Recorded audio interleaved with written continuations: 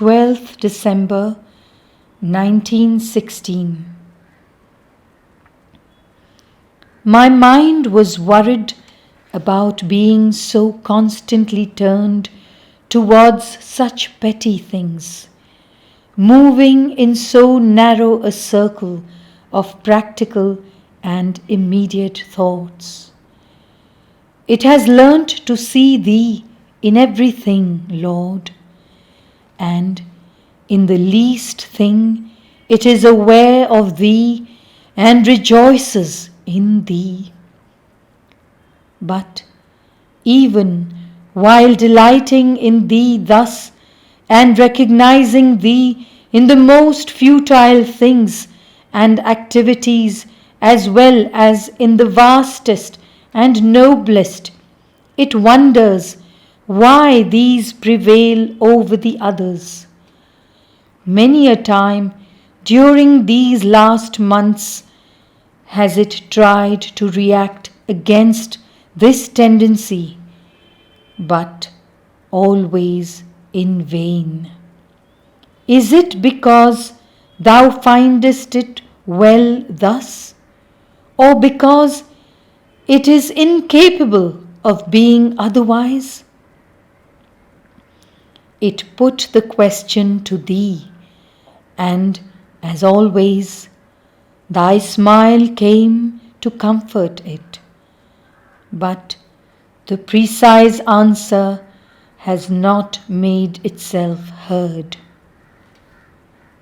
Now, for this mind, the least object becomes an unfathomable mystery, and everything is a constantly renewed cause for wonder.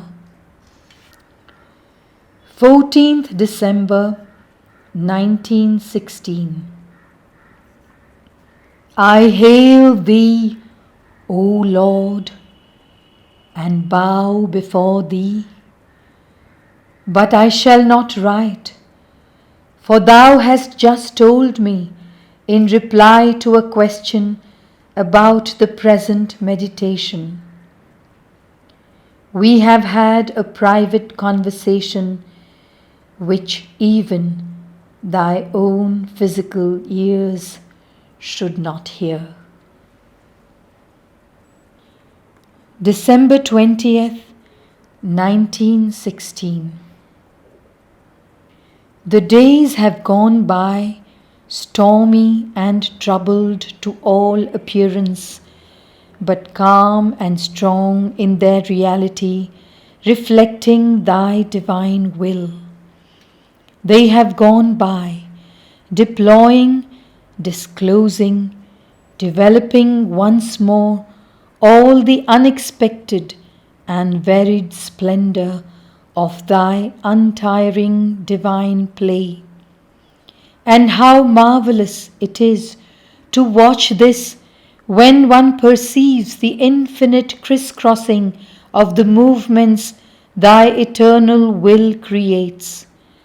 When one knows that all this is from all eternity and that it is only in our imperfect faculties that it becomes an uninterrupted succession of facts in which we are gratuitous and ignorant actors. We act with the apparent unconsciousness and blindness of those who do not know, and yet I do know, and even while being an actor, I am a spectator too. But I am still not pure enough for Thee to unveil before my eyes the totality of the effects and results. It is only partially and imperfectly that I know them before the act and am permitted to act with the knowledge of the why, with a full illumination as to what Thou expectest from me.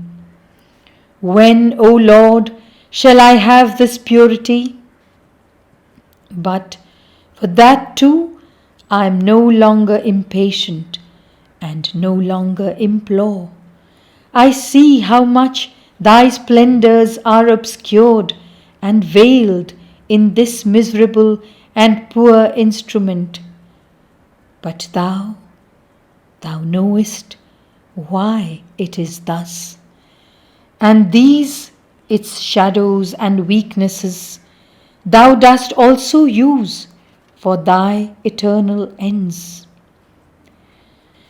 My soul is in prayer and bows down in love before what it can understand and know of thee.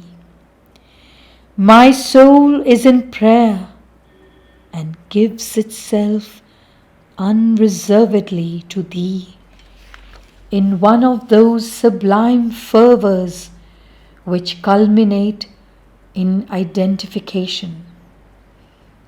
My soul is in prayer, and my body too, and my thought is silent in a mute ecstasy.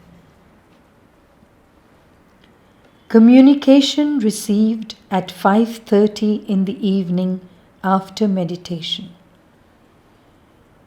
As thou art contemplating me, I shall speak to thee this evening. I see in thy heart a diamond surrounded by a golden light.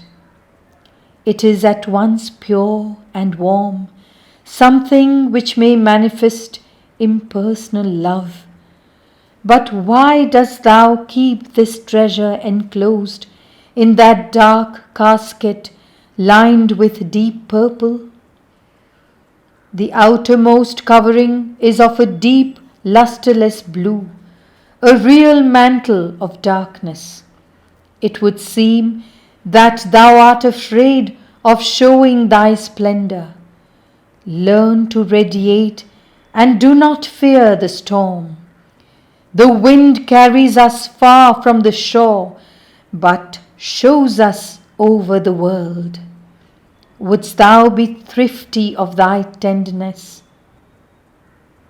But the source of love is infinite. Dost thou fear to be misunderstood? But where hast thou seen man capable of understanding the divine? And if the eternal truth finds in thee a means of manifesting itself, what dost thou care for all the rest? Thou art like a pilgrim coming out of the sanctuary, standing on the threshold in front of the crowd. He hesitates before revealing his precious secret, that of his supreme discovery. Listen, I too hesitated for days, for I could foresee both my preaching and its results, the imperfection of expression and the still greater imperfection of understanding. And yet I turned to the earth and men and brought them my message. Turn to the earth and men. Isn't this the command thou always hearest in thy heart? In thy heart, for it is that which carries a blessed message for those who are athirst for compassion. Henceforth, nothing can attack the diamond. It is unsatiable in its perfect constitution, and the soft radiance that flashes from it can change many things in the hearts of men. Thou doubtest thy power and fearest thy ignorance. It is precisely this that wraps up thy strength in that dark mantle of starless night. Thou hesitatest and tremblest as on the threshold of a mystery, For now the mystery of the manifestation seems to thee more terrible and unfathomable than that of the eternal cause.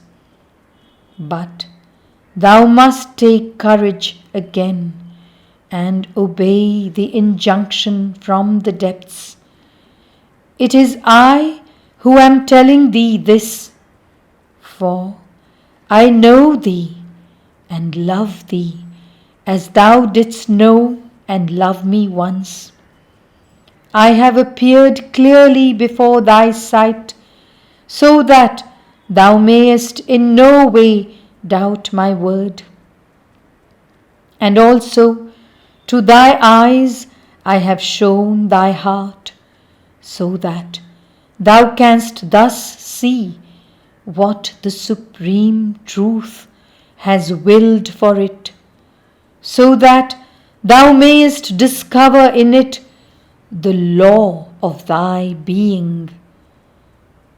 The thing still seems to thee quite difficult. A day will come when thou wilt wonder how for so long it could have been otherwise. Sakya Muni. December 21st, 1916. Lord, thou didst speak to me through the lips of one of those who have known thee best, most probably to make me understand thy lesson better. Was I then deaf to thy direct suggestion? And still I do not understand at the moment what to do. Thou knowest what happiness would be mine if by thy grace I could be integrally transformed into a hearth of divine love. That love which is the first and highest manifestation of thy eternal truth, that love which is at once the completest expression in this world of thy truth and the most direct road to lead to it the human consciousness that has gone astray. In the days when I used to aspire, desire, and ask, how many times have I asked of thee the grace of this state as the one most in conformity with my present ideal of action. And at that time it seemed to me that the day I should be purified of all egoistic preference, thou wouldst choose this individual terrestrial being as an instrument of thy manifestation of love upon earth. And now that thou askest it of me, more than ever before do I feel my helplessness. For such a long time I thought I knew what love was. And now that I no longer see anything that cannot be called love, I also no longer see anything that may specially be called love. And how can I be that which I can no longer define? That state which I can no longer distinguish? And yet, thou didst show me yesterday that I was holding enclosed in a dark sheath one of thy most precious and powerful gifts. Lord, all my being aspires to obey thy voice, to conform to thy law. But it does not know in its outer consciousness, does not understand what thou expectest of it. It feels indeed that at present its love is a passive state, and that thou wouldst awaken it to an active state. But how to pass from one to the other is what escapes it.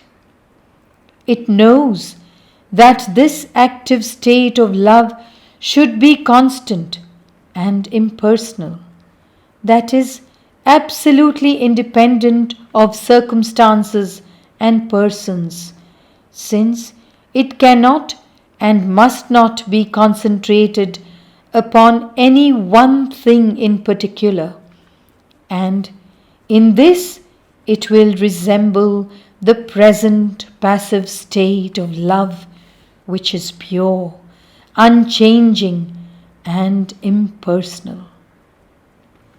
But what it still does not know is how, even while retaining its purity, unchangeability, and impersonality, qualities now inherent in its being, it can resume its activity. That is why this evening I implored Lord Mitra, who so perfectly symbolizes thy truth of love, asking him to come to my help and enlighten my ignorance, dissolve my doubts, vanquish my hesitations, break down the last obstacles, and take possession of this physical instrument, so that it may become what thou expectest it to be. But my speech is timid, and my voice faltering, and I do not know if Lord Mitra heard my prayer.